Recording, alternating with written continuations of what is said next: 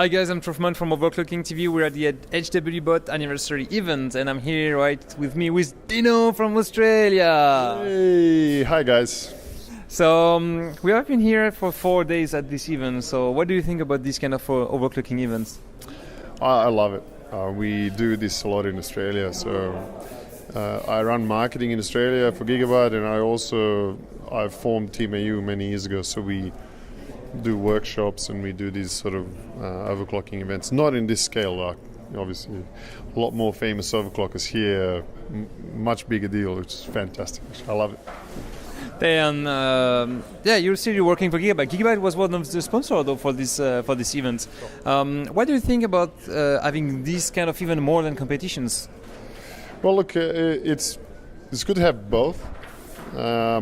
Competitions, we've done some competitions at Computex as well, right?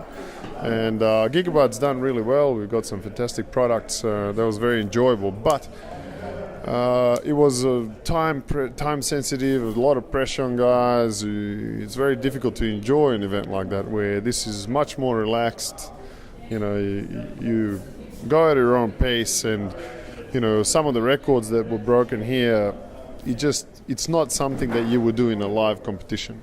Some setups take 2 or 3 days to get working. So like the one that is Young Pro and APAC broke the world record, like 4 days.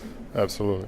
So you know, you have to have both. You have to have the gatherings, and you have to have the competitions as well. It's good for the community. So, and you know, these guys were, even though it's not a timed competition, there's no prizes or whatever, there's a little bit of competitive spirit there, and you know, some guys are breaking each other's records as well, back to back. So you know, they're talking, you know.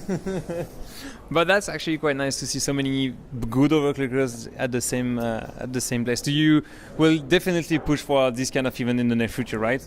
Oh, of course. You know, GWBOT has that sort of mentality. The team is GWBOT likes overclockers, and you know, the overclocking-based products and initiatives have always been a part of it. And from GOC, which will probably come back soon, and we'll see. But it's good to do this, because this gives incentive to other companies to compete with GWBOT, or in GWBOT to compete with them. So obviously the focus is there, and you know, this year we had Intel throwing their first competition and throwing a lazy $25,000 prizes, which is the biggest ever cash prize we've ever seen, right? So when you have big players like that concentrating on it, they also think about the products. They improve the quality of products. It's beneficial for everyone. So you were talking about like all these competitions and the cash prize, and actually the overclocking scene is getting more and more professional, especially with you guys from team.au. Like you have making your own team, you're making your own marketing things for that team. What would be the best recommendation for all the other pro OC teams that are competing in this overclocking community? Well, look, a lot of people asked us why you formed team.au, right? And I think the point was to basically put a group of like-minded people together, and also be able to represent ourselves with different manufacturers. So you know, even though I work for GWBOT, I don't mind that we deal with other manufacturers. I think it's healthy for the team. You know, we work with everyone: the SU, CVGA, MSI, you name it, right? It first started like that because we wanted to centralize, or have some way of being able to get the right samples and have the right publicity. Obviously, we've reached that goal. So now what team.au has been doing is been working on the social media side. You know, Facebook, for example, is quite a big change.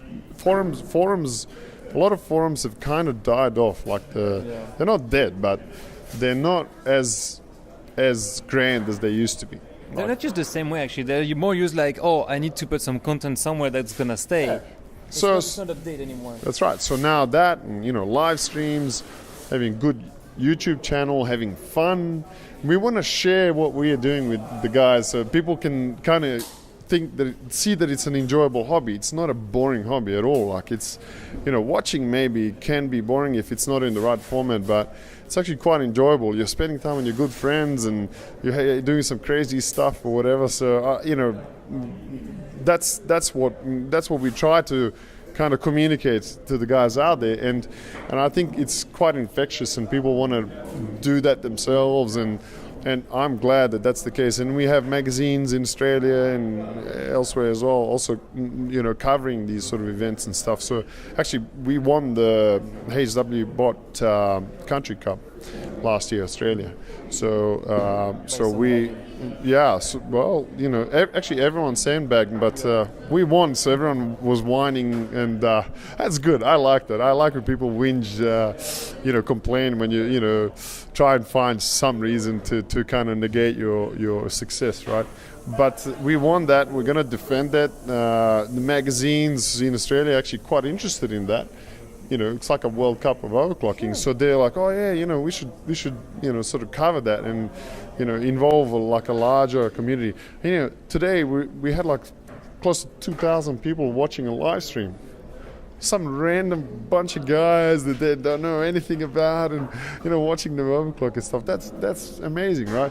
So obviously there's a lot of interest in it, and we just want to grow it, and we want to share what we know. A lot of the team of you guys are very experienced, been around for a long time, so we want to pass on the knowledge that we have for the younger generation, so that we can kind of move on and be the seniors, and just come and enjoy it and watch them kind of go crazy and push it to a higher level than we were ever able to do. And I think that's actually what we are doing now compared to the previous generations, even though of course we hold everyone in high regard, and guys like Hyper 5, for example, are still that's my biggest idol.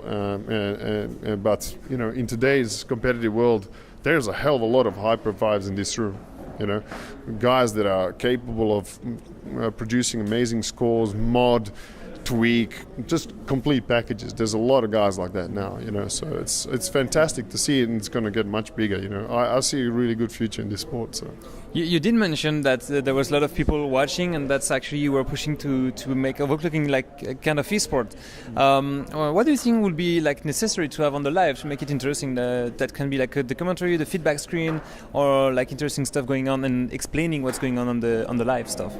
Well, I saw you guys doing a bit of commenting. I think Twitch, for example, it's predominantly gaming crowds, right? So these guys don't really understand what you're doing, and you see a lot of questions like, why are you guys overclocking, or why don't you make a machine that will automatically cool your system and stuff like that. That I get a lot when I, for example, organize PAX booths, with overclocking, and they ask the same questions, right?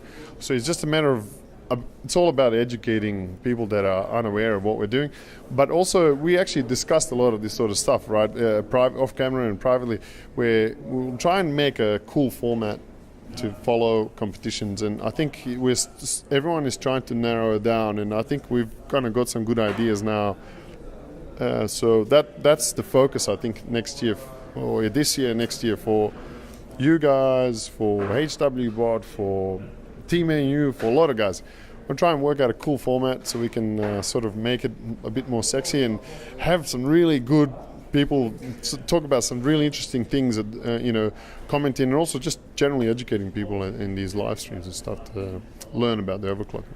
But that's quite good. We did a few broadcasts for the past week, and every time we have comments and information about what's going on, it's much easier to follow, and it's not boring at all than when you watch that after that. Sure. And that's, it's all about the people, right? A lot of this is people just enjoy the interesting tidbits that happen in the commentary about what people are doing, and how they go about overclocking, all that sort of stuff. Like that's what it's about. A lot of the times, Formula One, right? A lot of the times, focus is about what a Formula One player driver said during a qualifying or interview or something. Focus can be completely just on that specific thing, right? So it's not that dissimilar, and actually anyone that watched Formula One live knows how boring it can be as well. So when you go physically to a track, it can be very difficult to for example, follow the race. And sometimes the first time I went a few times, and so you sort of leave the truck and you think, shit, I don't even know who won or what happened, and so it's just all about getting the right kind of way of explaining what's going on, talking to good people, talking to good Formula One drivers of overclocking and all that sort of stuff, and getting some interesting insights. A lot of these guys are big characters, XA from Poland, very funny guy, got some really crazy stories, so having guys like that on live stream would be fantastic. So they're a good entertainer. Sure. Well, thank you, Dino. Thanks. I really enjoyed having this event, having you around here as a very friendly event and meetup around that. So don't forget, guys, if you like this kind of video, subscribe on the YouTube channel OverClocking-TV. You can follow us on Twitch at OverClocking-TV also, or on Twitter at OverClocking-TV, all in one word. So thank you, guys, and see you guys later. Keep pushing it.